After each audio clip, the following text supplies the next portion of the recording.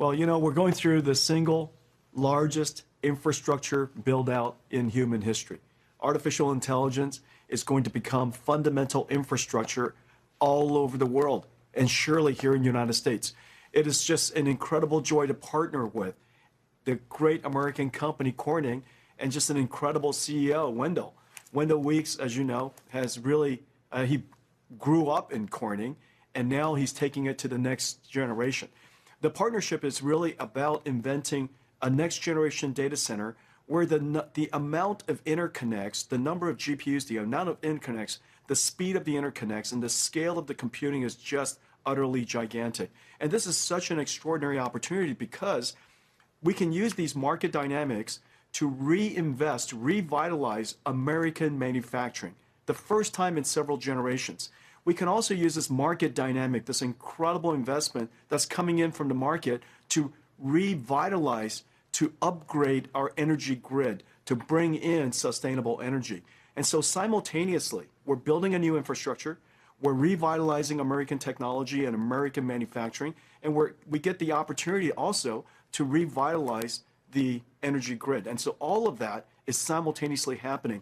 And our partnership with Corning here is really about the next generation of our data center architecture, where silicon photonics, optical technology is going to be a very, very... I like that President Trump is inviting NVIDIA and Apple CEOs on the China trip. What do you think of that? Well, it's good to have company, I guess. I don't know. The new Apple CEO is going to have his hands full with that. Look, I think that the context of the president's trip to China is just immense. What's going on with oil and with oil prices and this war that President Trump has chosen to take on has had a tremendous effect on China. China's managed to continue to get oil. China also is well prepared for this, but what does this mean for Chinese business? What does this mean for what we've done in the U.S. to use so much of our military capacity and missile capacity in particular as it relates to our ability to protect Taiwan, as China has repeatedly said that they want to take over Taiwan. And indeed, President Xi's time on this earth is, I'm sure he's considering that he wants Taiwan as part of mainland China again. And what does that mean for the choices President Trump has made in the last year militarily, in the last few weeks militarily, and how that affects Taiwan? I think that looms so much larger than the relationships of NVIDIA and Apple and those companies that I follow as it relates to China and Taiwan and the U.S. Yeah. Can we talk a little bit about Corning? This was a name that you highlighted for us, and look at it now at new 52-week highs, and now 183 today, but went as high as 195 recently. Some of your thoughts, because this was a name that you focused on, and it's doing so well. So kudos to you. Right, you and I have talked about. We've talked about Coherent, we've talked about Corning, we've talked about Lumentum, we've talked about Applied Optoelectronics reports after the close today. We've talked about Fabrinet. What is this all about? It's about optical and AI. And what we've seen is a focus going away from just the semiconductors and the NVIDIA story of 3 years ago, which is still obviously a huge important company and so important in the world of AI, and broadening out to AMD, which you just mentioned. But we've moved from just a discussion about semiconductors and then semiconductors and power to connectivity and the ability to scale out and to scale up and to scale across. All of these things are using optical connectors from some of the companies I just mentioned, and yes, using fiber from Corning.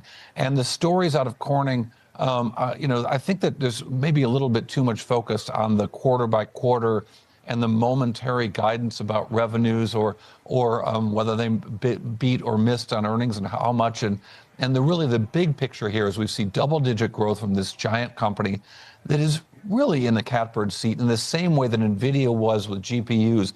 Corning is with fiber, and you can't have AI without fiber connectivity. Well, maybe it's not as complex as building a semiconductor. What they're doing in fiber is just jaw-droppingly complex, and they are the only one out there doing this. And it's been great for Corning's top line and bottom line. I know you're not a stock picker, but if you talked about a few companies that were in the right place at the right time right now for growth, if you wanted to give us 3, 4, 5 companies, can you just not tell me why, just give me the list, because I'm almost out of time and I don't want to miss them.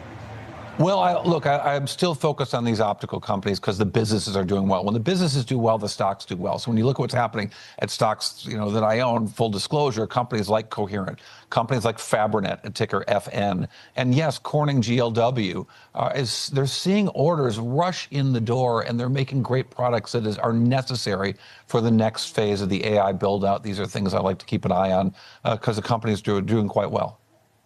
And what's your Mag 7 favorite these days? I don't have a Mag 7 favorite. I try to find places where I can my research can provide me with an edge so I can understand these companies better than the rest of the world. If the rest of the world's looking at the Mag 7, I'm going to be looking somewhere else. It's just so broad when we think about OpenAI. Obviously, we've had this Wall Street Journal report out last week, which seemed to unsettle some of the market participants here. We've got this IPO coming up. I don't know if you've got anything to say, just obviously because we're going to hear from CoreWeave later on as to what we could perhaps expect on that front, because I know that there's a big focus on its relationship with OpenAI right now. Do you have any thoughts on that?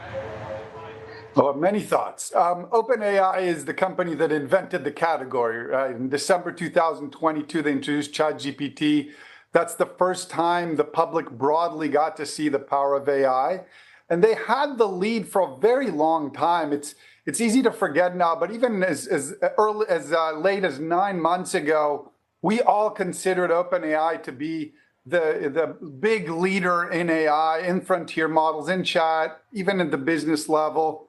And since then, there's been an emergence of Google with a lot of success in Gemini, and most recently with Anthropic. So it's easy to forget that OpenAI created the category and is still one of the leaders. One of the things that has gotten not played enough is the fact that OpenAI raised $122 billion in a funding round.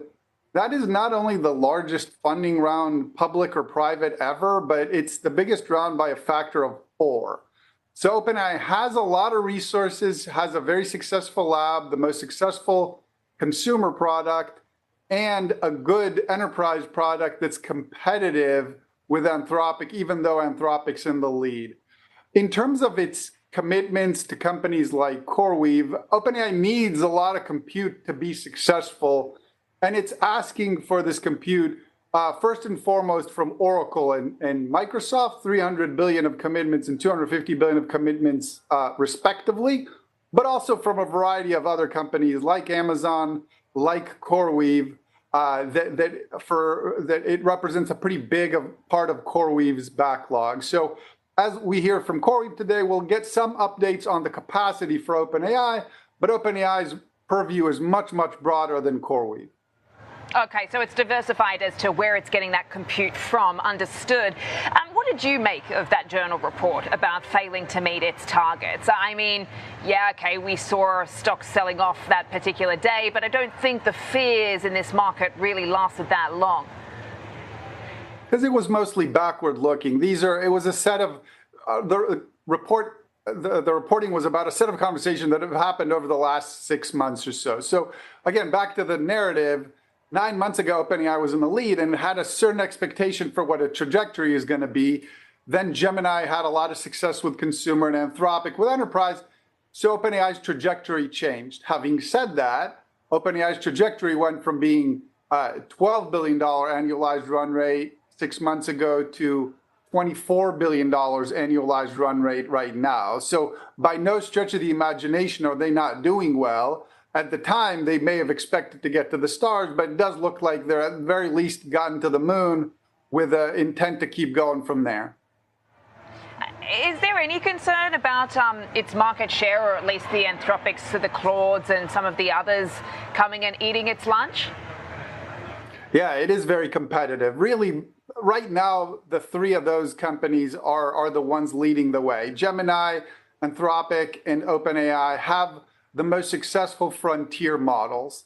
In the consumer market, what we refer to as chat, OpenAI still has the largest share, and Gemini is a distant second, and Anthropic's a distant third. But in the enterprise market, Anthropic now has the lead, and OpenAI is second, Gemini third.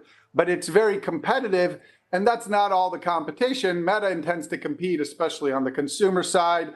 Elon Musk with xAI intends to compete also on the consumer side. And the big hyperscalers like Microsoft and Amazon also have some plans to compete at some level with models. So very competitive, but OpenAI is very well positioned. Okay, and talk about that positioning. I mean, this IPO, and this talk of it. I mean, what are you expecting? I mean, as far as timelines, do you think there's been anything that may be a bit of a snag as to maybe its plans here? Just anything that you would like to add as far as color on what you really think of this, as far as the market and the demand out there for, of course, a new listing like that. Well, the demand is off the charts for both OpenAI and Anthropic. You can see that from not only the venture investment in the most recent rounds, but retail investment in whatever vehicle retail investors have been able to find. These are the companies growing the fastest. They're growing faster than any other company has grown ever at this scale. So there's a tremendous amount of demand from investors for these listings. What it looks like right now is SpaceX is going to go first, and they have the xAI AI lab within that. And then I would expect both of these companies, both OpenAI and Anthropic, to want to go public this year. Now, it's really complicated because we've never had listings of the size of these three. The logistics around it, the pricing is going to be more complex, the finding anchor investors, the rate of issuance. This is going to be at a scale we've never really had before. And to complicate things further, we've never had accounting for this type of product the way OpenAI and Anthropic sell, right? This is a very unique product that's sold in a very unique way. They're both deeply money losing at this point, which is going to complicate things. Accounting definitions are going to have to be made. So there's a lot of work to be done, but it's very likely that both will want to list this year because they need capital. Because they're losing money, they need capital to buy the compute resources in order to develop better models and be able to deliver their models. So they're highly motivated to be able to go public in spite of the fact there's a lot of work to do. And then, Gil, lastly, in that sense, I mean, what metric do you think that the public should use or at least underestimates when sort of evaluating OpenAI? We're mostly going to focus on that top line growth.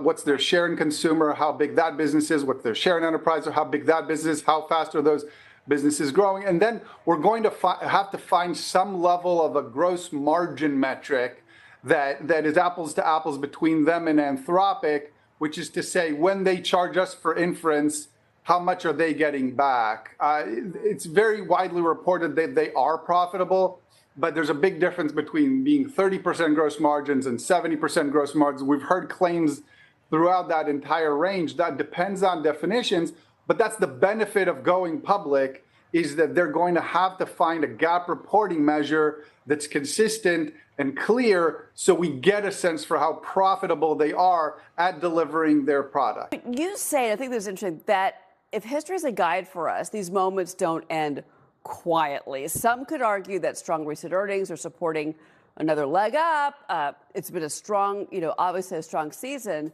but still you're saying that the risk is out there and it's not going away. Yeah, everyone wants to suspend history, suspend mathematics, suspend psychology and economics. So the market is trading at the highest level in relation to the GDP of the United States in history. The only time close to here was at the peak of the dot-com bubble.